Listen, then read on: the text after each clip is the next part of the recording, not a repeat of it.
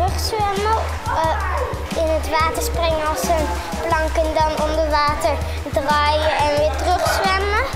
Onder water duiken en door het gat heen zwemmen. Wat vind je toch van zwemles? Leuk. En waarom is het leuk? Nou, want ik zie het op een hele oren en daar moesten we oefeningen en hier mogen we gewoon vrij. Oké, wat gaan we nu doen? We gaan op de rug liggen, we doen oortjes in het water, we kijken naar het plafond, Tias, even luisteren. En dan gaan we heel hard spetteren met de benen boven water. Ouders kiezen er ook voor dit zwembad vaak, omdat het klein is. Voor de kinderen gewoon ideaal is. Ja. En wat vinden de benen van de zwemlessen? Want ik weet het van Michel weg nog wel, dat wie altijd een hele strenge badjuf of strenge badmeester. En dan dacht ik van, dan moet ik weer. Ja, ja dat verschilt natuurlijk ook per kind, hè? Het ene kind vindt het gewoon heel erg leuk, is absoluut niet bang voor water. Ja, het andere kind is gewoon heel angstig. Ja, daar ga je natuurlijk heel anders mee om. Dat pak je gewoon heel rustig aan. En meestal gaat het, na een aantal lessen gaat dat vaak goed, hoor. Ja. En wat is het geheim van die aanpak? Rustig blijven. Ja, dat is heel belangrijk bij kinderen. Rustig blijven en niet boos worden. Rustig blijven. Ja. Ja, en daar is die grote haak bleu. Want ik weet vroeger, dan kreeg ik zo'n haak om mijn nek had ik net die wat ik gebeuren moest. Ik heb nog trauma's van inderdaad. Nee, maar die is gelukkig weg. Die gebruiken we helemaal niet, omdat wij zelf lekker in het water zijn. En er ook wat sneller bij kunnen zijn. En ook vaak de bandjes bij de kinderen afdoen, zodat ze weten wat het is om zonder bandjes te zwemmen.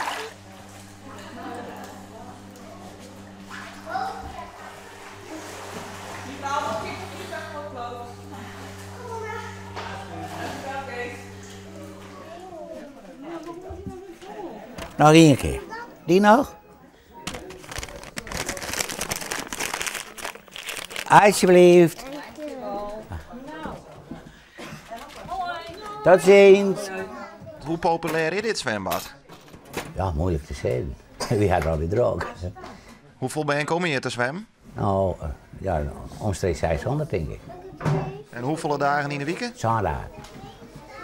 Dan ben je flink aantal. Ja, inderdaad. Alsjeblieft, dankjewel. In deze buurt verwacht je net een zwembad. Nee, maar ja. Dit weer vroeger weer dit van Malboeren. En toen kwam die SRV-wijn, die kwam hier. En die kon je net met onder terug. En toen is Jan Evert hier dus ziek geweest. En toen had hij dit gebouw gekocht. En hij had hier een zwembad opzet. En wat is de charme van dit zwembad? De kleinschaligheid, denk ik. En ik wil, nou ja, het is heel individueel zwemmen. Iedereen kent iedereen. En ik op een heel kindvriendelijke manier. Porque quem ainda mesmo não diz.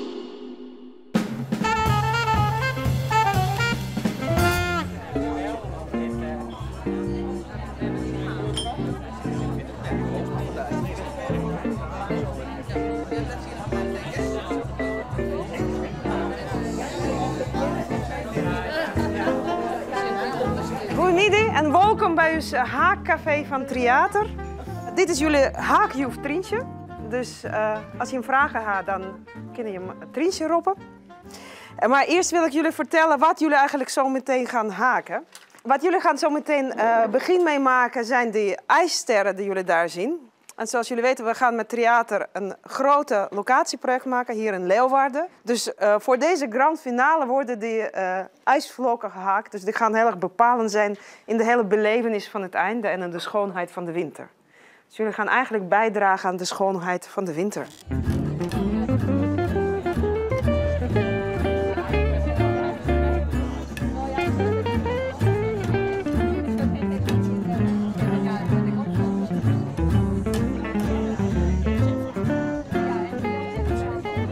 Waar ben je om, Jonnegon?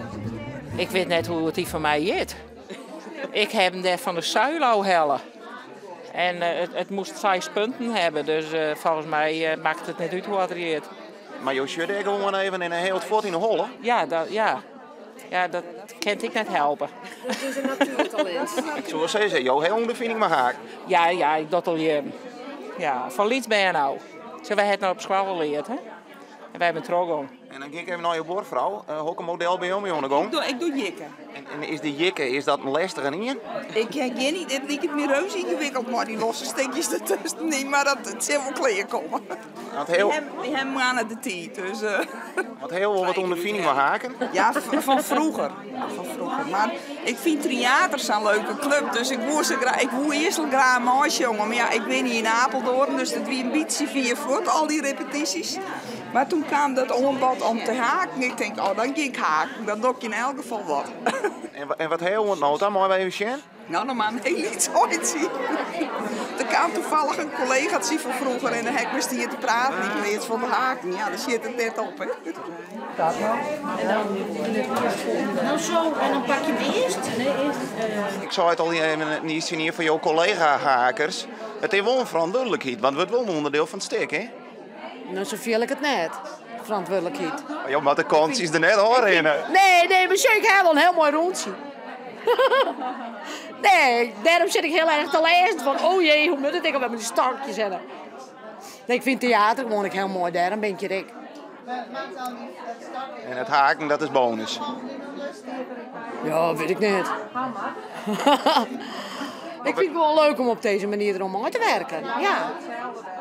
Dan zullen we jou net langer ophouden, een soort succes. Ze gaan wij studeren in startjes. Oké.